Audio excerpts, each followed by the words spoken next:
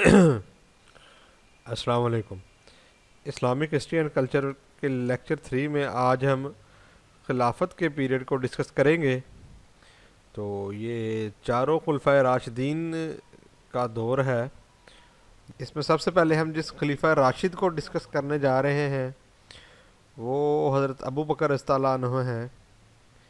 تقریباً 1.5 سے 2 سال آپ کو جو خلافت کا وقت ملا۔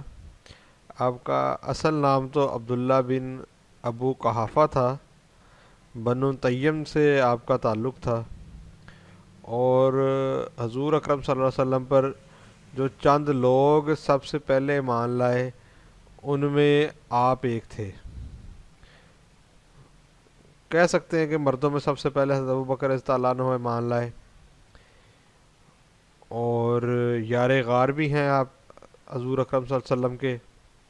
صدیق کے لقب سے مشہور ہوئے۔ تو جو سب سے مین چیز ڈسکس کی جائے گی ان کی خلافت کی لائف میں وہ ہے کہ ان کی سلیکشن بطور خلیفہ کیسے ہوئی۔ تو حضرت ابو بکر رضی اللہ عنہ کا شمار حضور اکرم صلی اللہ علیہ وسلم کے سب سے قریبی ساتھیوں میں ہوتا تھا،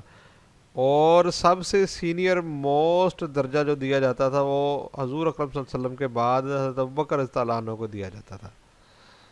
تو زندگی میں بھی حضور اکرم صلی اللہ علیہ وسلم کی غیر موجودگی میں آپ نے امامت کے فرائض بھی نبھائے، اور اس کے بعد کئی موقعوں پر حضور اکرم صلی اللہ علیہ وسلم کے نائب کی حیثیت سے کام کیا تھا۔ تو جب حضور اکرم صلی اللہ علیہ وسلم کی وفات ہوتی ہے، نبی پاک صلی اللہ علیہ وسلم کو ابھی جو جسم اطہر ہے وہ ابھی دفنایا نہیں جاتا، یعنی کہ ابھی جنازہ بھی نہیں ہوتا، ابھی لوگ جو ہے ان کی تجہیز و تکفین کی تیاریاں کر رہے ہوتے ہیں۔ تو پتہ چلتا ہے کہ ثقیفہ بنی ساعدہ سمجھ لیں کہ اس وقت مدینہ میں عرب کا پارلیمنٹ ہاؤس تصور کیا جاتا تھا، سینٹ تصور کیا جاتا تھا، جہاں لوگ یہ سارے بڑے اور ان کے جو سردار تھے وہ سارے مل کر بیٹھ کر پولیٹیکل فیصلے کرتے تھے۔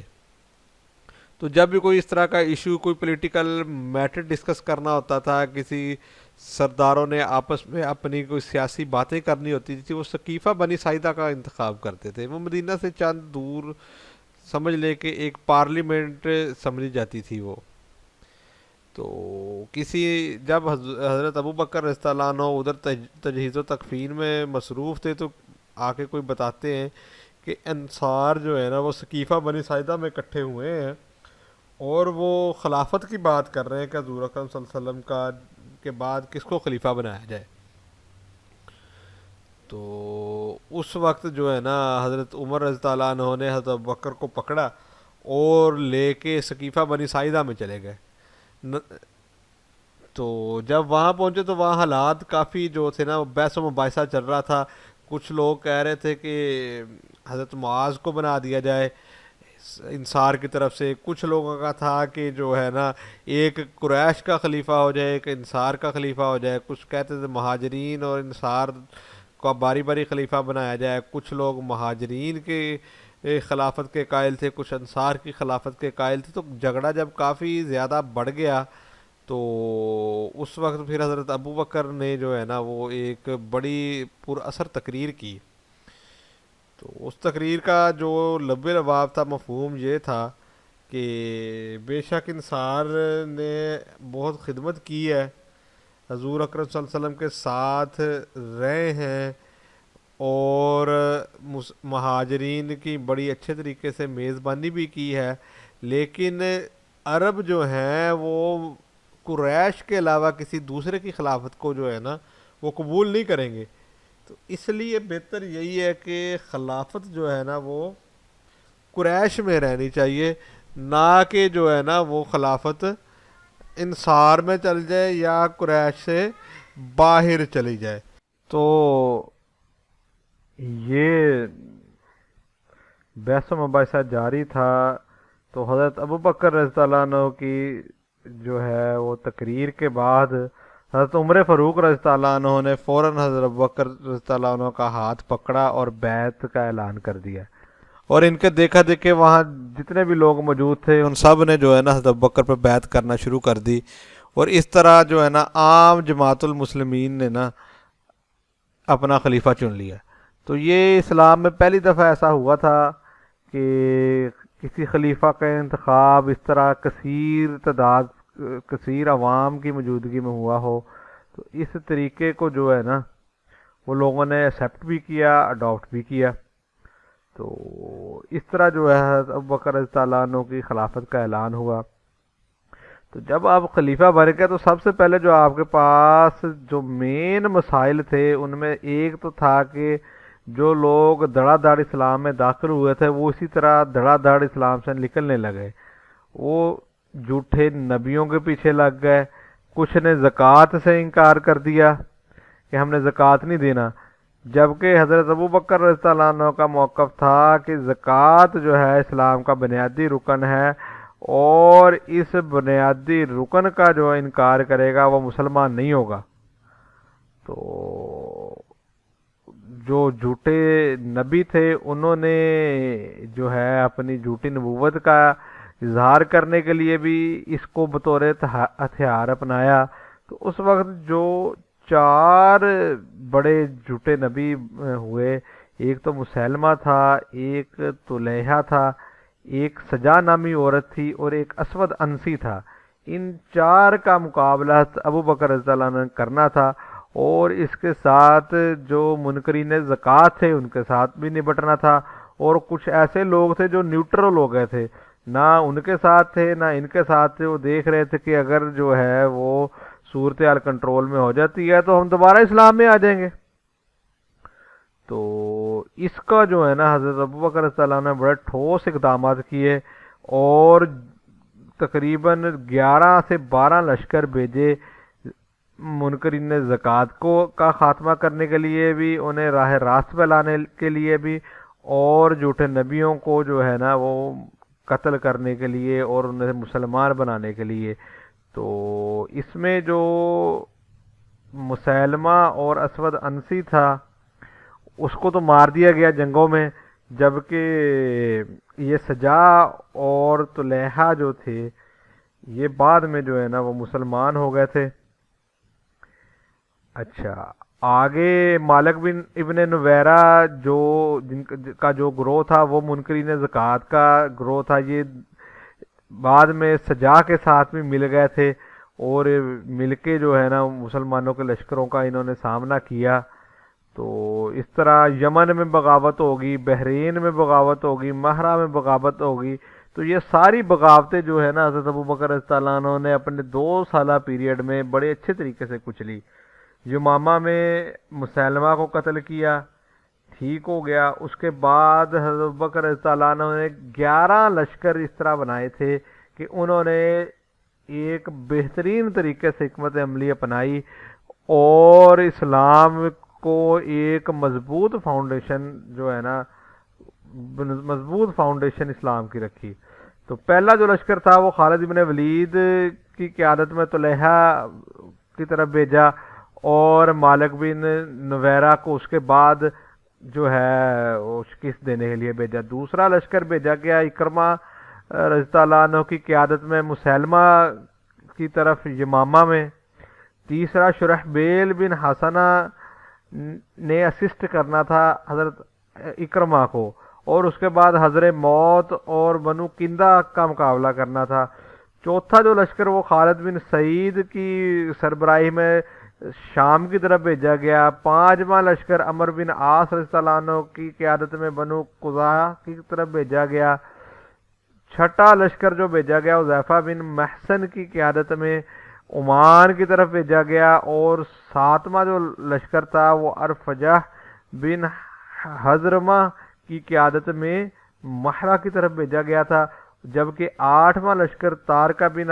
حاجب کی قیادت میں بنو سلیم کی طرف بھیجا گیا، اور نواں لشکر جو تھا وہ علا بن حضرمی کی قیادت میں یمن میں، اور 10واں لشکر بحرین میں، اور جو 11واں لشکر تھا وہ صنعاء میں بھیجا گیا تھا۔ تو یہ آپ دیکھیں کہ جو اس وقت پوری اسلامک اسٹیٹ تھی، حضرت ابو بکر رضی اللہ عنہ کے دور میں کیا ہوا کہ وہ ساری جو ہے منکر ہوگی، اور ان کو کنسولیڈیٹ کرنا اس وقت کی بڑی اہم ضرورت تھی، جو کہ آپ نے ان 11 لشکروں کی مدد سے کیا۔ تو مین کام جو کہ حضرت ابوبکر کے 2 سے 2.5 سالہ دور میں ہوئے، ان میں سب سے اہم کام تو یہ تھا کہ قرآن پاک کو کتابی شکل میں لایا گیا۔ تو یہاں ایک بڑی کنفیوژن پیدا ہوتی ہے کہ کتابی شکل سے کیا مراد ہے۔ تو کمپائلڈ فارم میں قرآن پاک نہیں تھا، کچھ صحابہ کرام کے سینوں میں تھا، کچھ کھجور کی چھالوں پہ لکھا ہوا تھا، کچھ پیپر پہ لکھا ہوا تھا، کچھ درختوں کی چھالوں پہ لکھا ہوا تھا، یعنی کہ کچھ کپڑے پہ لکھا ہوا تھا، جدھر کو موقع ملتا تھا صحابہ کرام رضی اللہ عنہ اسے درج کر لیتے تھے۔ تو ایک کمپائلڈ فارم میں نہیں تھا۔ جنگ یمامہ میں کیا ہوا کہ بہت سارے فاضل کرام جو ہے نا وہ شہید ہو گئے، تو اس سے جو ہے نا خطرہ پیدا ہوا کہ کہیں جو ہے نا قرآن پاک کا کچھ حصہ یا زیادہ حصہ حذف نہ ہونا شروع ہو جائے۔ تو حضرت عمر رضی اللہ عنہ نے حضرت بکر کی طرف یہ خیال، ابو بکر کو یہ بار بار خیال دلانا شروع کیا کہ آپ جو ہے نا اسے کمپائل کروائیں۔ آخر کار اللہ تعالیٰ نے ان کے دل میں یہ بات ڈال دی، اور حضرت زید بن ثابت انصاری رضی اللہ عنہ کو اس کا جو ہے نا وہ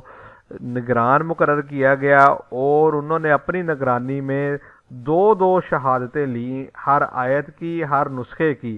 جس کی 2 شہادتیں مل جاتی وہ آیت اس مقام پہ درج کر لی جاتی جس مقام پہ حضور اکرم صلی اللہ علیہ وسلم نے حکم دیا تھا کہ اسے رکھنا ہے۔ اسی طرح جو ہے نا وہ پورا قرآن پاک ایک کمپائل ہو گیا، ایک کتابی شکل میں آ گیا۔ تو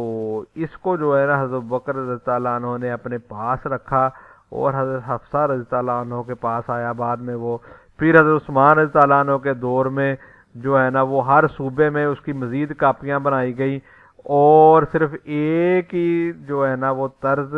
کو باقی رکھا گیا، ایک ہی رسم الخط کو باقی رکھا گیا، جبکہ دوسرے سارے رسم الخط تھے وہ جو ہے نا حذف کر دیے گئے، انہیں ختم کر دیا گیا۔ یہ ایک بہت بڑی خدمت تھی حضرت بکر رضی اللہ عنہ کی اسلام کے لیے جو انہوں نے کی۔ دوسرا جو سب سے اہم کام، سب سے ٹھوس سولڈ کام کیا، وہ منکرین زکوٰۃ کے خلاف تھا، کہ یہ ایسا موضوع تھا، ایسا موقف تھا جس پہ حضرت عمر رضی اللہ عنہ جیسا سخت گیر بندہ بھی حضرت بکر کو یہ کہہ رہا تھا کہ آپ جو ہے نا تھوڑے سے لینینسی دکھائیں، ابھی تو نبی اکرم صلی اللہ علیہ وسلم کو گئے عرصہ نہیں ہوا، ہم اتنے سارے لوگوں کو کافر کہہ کے ان کو ماریں گے تو ہمارا کیا تاثر جائے گا، لوگ اسلام سے بھاگنا شروع ہو جائیں گے۔ لیکن حضرت ابو بکر رضی اللہ عنہ کی ثابت قدمی تھی کہ وہ جو ہے نا اس بات سے گھبرائے نہیں، انہوں نے جنگ کی منکرین زکوٰۃ کے خلاف، یا تو زکوٰۃ دے کے اسلام کا حصہ بن جاؤ، نہیں تو تمہارے ساتھ جنگ ہے۔ تو اس سے جو ہے نا بہت سارے لوگ جو تھے وہ سیدھے رستے پہ آ گئے، اور ایک اسلامک اسٹیٹ کی دھاک بیٹھ گئی۔ اصل میں ایشو یہ تھا کہ یہ لوگ آزاد منش لوگ تھے، کبھی انہوں نے کوئی نیشنلزم دیکھا نہیں تھا، کبھی اسٹیٹ پاور دیکھی نہیں تھی۔ مسئلہ یہ ہوتا تھا کہ ایک بادشاہ کی وہ پیروی کرتے تھے، وہ مر جاتا تھا یا کچھ اس طرح کا واقعہ ہو جاتا تھا تو وہ اسے بغاوت کر لیتے تھے، اسے آزاد ہو جاتے تھے۔ تو انہوں نے حضور اکرم صلی اللہ علیہ وسلم کے وصال کو بھی یہی سمجھا کہ یہ بادشاہ تھے، لیکن حقیقت اس سے مختلف تھی۔ تو مسلمانوں نے ایک پوری نیشنلزم قائم کرنا تھا، ایک اسٹیٹ قائم کرنی تھی، اس لیے ضروری تھا کہ انہیں اپنے ساتھ ملایا جائے، یا اور اس پہ جو ایک اسٹیٹ کی رٹ ہوتی ہے وہ قائم کی جائے۔ تو اس کا بڑا فائدہ ہوا، پھر دوبارہ کبھی جو ہے نا منکرین زکوٰۃ کا فتنہ اتنا شدت سے نہیں اٹھ سکا جتنا شدت سے دبایا گیا تھا۔ دوسرا، جھوٹے نبیوں کو ایریڈیکیٹ کیا گیا، 2 قتل ہو گئے، 2 بعد میں مسلمان ہو گئے، ان کے ماننے والے بھی پھر ظاہری بات ہے مسلمان ہونا تھا، اسلام کے دائرے میں آ گئے، اور بڑے پرامن طریقے سے وہ رہے۔ تیسرا یہ تھا کہ اسلام کی اسٹرانگ فاؤنڈیشن بڑی بڑی جنگوں سے ہوئی۔ جنگ یمامہ میں جو ہے مسلمانوں کو فتح ہوئی، تو جو جھوٹے نبی تھے اس کے علاوہ کسی کو موقع نہیں مل سکا دوبارہ نبوت کا دعویٰ کرنے کا۔ اور یرموک کی جنگ جو کہ حضرت ابوبکر رضی اللہ عنہ کے آخری دور میں ہوئی، تو اس کی فتح سے بھی جو ہے نا مسلمانوں کے حوصلے بڑے بلند ہوئے، اور شام میں اور عراق میں اور پرشین اور رومن امپائر کے کافی سارے علاقے جو کہ مسلمانوں کے قبضے میں آ گئے۔ اس کے بعد اسلامک اسٹیٹ کی ایکسپینشن ہوئی، ادھر جو ہے پرشیا کی طرف ہوئی، ادھر روم کی طرف ہوئی، ادھر یمن کی طرف ایکسپینشن ہوئی۔ تو اس کے علاوہ جو ہے مسلمان اسلام ایک بڑی طاقت بن کر ابھرا۔ تو یہ تمام واقعات جو ہے نا حضرت ابوبکر رضی اللہ عنہ کے دور کے، یہ ان کی جو ہے ایک قائدانہ صلاحیت کو ظاہر کرتے ہیں کہ کس طرح انہوں نے ایک ہمت کر کے اسلام جو کہ ٹکڑے ٹکڑے ہوتا جا رہا تھا اسے کنسولیڈیٹ کیا ہے، اور جھوٹے نبیوں کا خاتمہ کیا ہے، اور فتنہ زکوٰۃ، منکرین زکوٰۃ کے ساتھ جس طرح انہوں نے ڈیل کیا، یہ انہی کا خاصہ تھا۔ تو نیکسٹ ہم ڈسکس کریں گے خلیفہ دوم کو، وہ انشاءاللہ نیکسٹ لیکچر میں ہم ڈسکس کریں گے۔